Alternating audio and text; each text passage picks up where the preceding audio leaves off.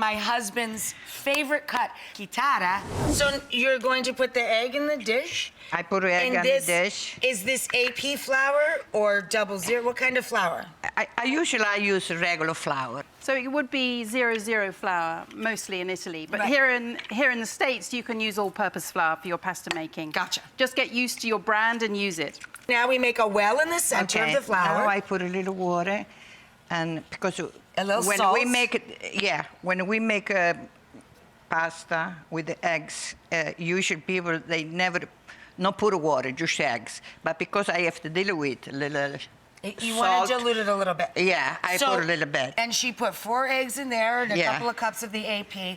It's very much about the feeling of it, isn't it? Exactly. It depends on the humidity in the air and your altitude and so many things. So in summer, they often, the grandmothers often get up at 5 in the morning to make that pasta. Because it's the coolest part of the day and the temperature is correct for it. Yeah. See how she's just mixing this with feel from the center of the well and incorporating the flour piano piano, bit by bit, step by step.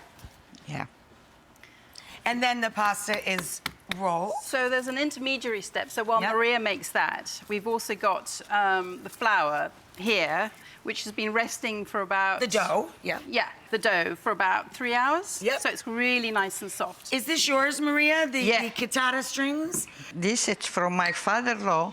Your father-in-law. Father-in-law, they make this in 1927. 1927. And they make it to the girlfriend.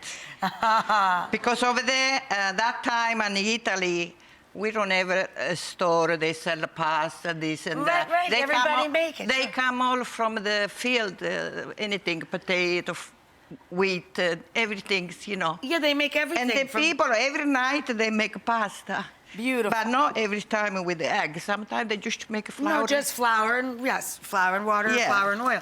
She's going to keep doing that. Yeah. It's going to take longer. I mean, you want I finish now? No, leave it that you way, keep going. or? You keep going. So this is a chitarra, and that sounds like guitar, and that's what it means because of all these lovely strings. And it only comes from Abruzzo. Yep.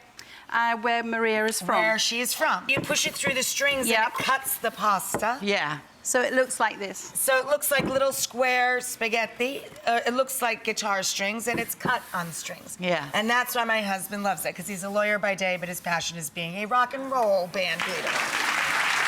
So this is Maria's tomato sauce. I put onions and tomatoes. Olive oil. Yeah, olive oil and basil, fresh basil, parsley. It's easier to just take it from here to there because you get all that starchy water.